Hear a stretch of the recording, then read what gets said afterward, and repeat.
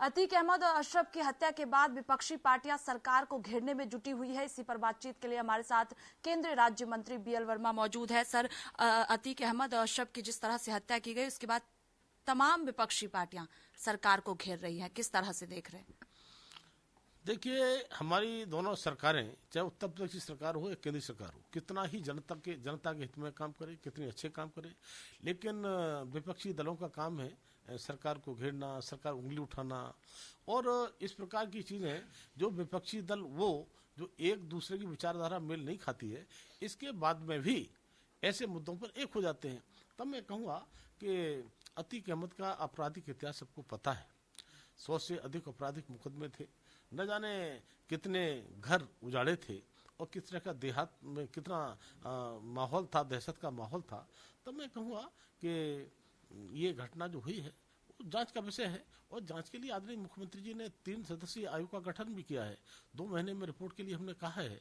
तो ऐसे लोग जो सहानुभूति अतीक अहमद से रखते थे, हमेशा अपना वो टिकट भी देते थे, अपना सह और संरक्षण भी देते थे, तो ऐसे लोग पहले भी उनकी सहानुभूति रखते रहे, आज भी दे रहे हैं।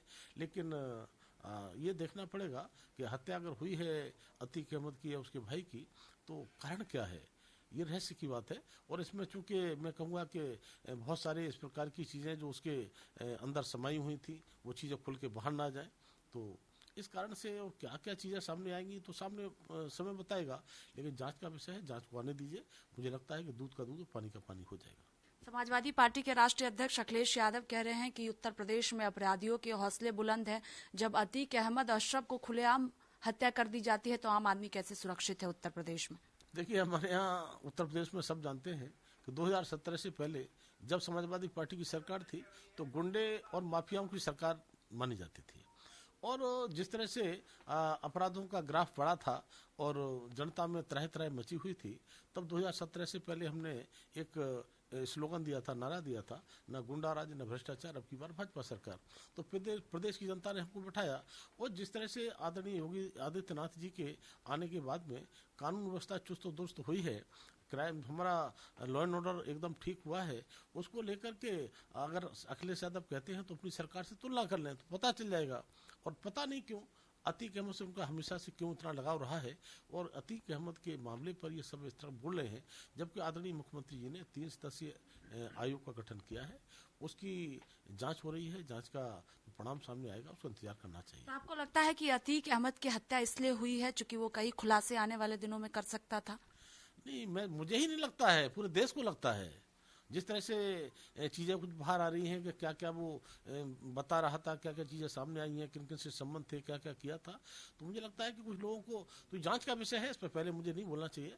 जांच को आने दीजिए, क्योंकि जो लोग डरे हुए हैं कि अतीक अहमद के बोलने से, उसकी खुलने से जिनको डर था, वही लोग शायद बोल रहे हैं। ओवैसी भी सवाल उठा रहे। इसके साथ ही समाजवादी पार्टी के राष्ट्रीय महासचिव राम गोपाल यादव का बयान सामने आया, जिसमें वो कहते हुए नजर आए हैं कि जो बेटे अतीक अहमद के अब बचे हुए हैं उनको भी मारा जा सकता है।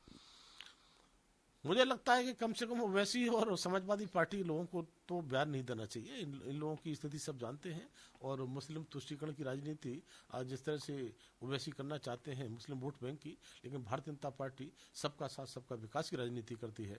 आदरणीय प्रधानमंत्री मोदी जी के नेतृत्व में देश विकास की राह पर आगे बढ़ रहा है और उत्तर प्रदेश में भी उसी तरह से हमने विकास के साथ साथ लॉ एंड ऑर्डर मजबूत किया है। तो इन सब रास नहीं आ रहा है, लेकिन जनता है जो भाजपा के साथ है। सर, इससे पहले भी लगातार विपक्षी पार्टियां कानून व्यवस्था पर सवाल उठाती रही हैं। अब अतीक अहमद अशरफ की हत्या के बाद जो है तमाम विपक्षी पार्टियों की तरफ से उत्तर प्रदेश के कानून व्यवस्था पर सवाल उठाए जा रहे हैं। देखिए, एक अपराधी का अध्याय समाप्त हुआ है। मुझे लगता है कि इन चीज़ों पर ज़्यादा इनको बोलने का कोई हक नहीं है, लेकिन इसके बाद में मैं कहूँगा कि अगर हमने जांच कमेटी हमारी सरकार ने बनाई है तो उसका परिणाम सामने आने दीजिए। उससे पहले किसी को कुछ नहीं बोलना चाहिए। जांच आने पर सारी चीज़ें एकदम स्पष्ट हो जाएंगी। इससे हटकर एक सवाल निकाय चुनाव से जुड़ा हुआ है। चूंकि आज नामांकन की आखिरी तारीख है, पहले चरण की प्रत्याशियों की घोषणा भी कर दी गई है। किस तरह से तैयारी भारतीय जनता पार्टी की है? जीत को लेकर पूरी तरह से सुनिश्चित हैं आप लोग? देखिए, भारतीय जनता पार्टी जीत के लिए पूरी तरह से आश्वस्त ही नहीं, पूरा भरोसा है कि हम जीत एक तरफा करेंगे और भारतीय जनता पार्टी के जो कार्यकर्ता रात और दिन बिना किसी स्वार्थ भावना से काम करते हैं बूथ स्तर पर, तो उनके साथ में और जनता का आशीर्वाद प्रदेश की भाजपा के साथ है। जीत एक तरफा स्थानीय निकाय के चुनाव में होने वाली है। बहुत शुक्रिया बातचीत के लिए। कैमरा पर्सन रोहित के साथ स्वाति पाठक, भारत समाचार, दिल्ली।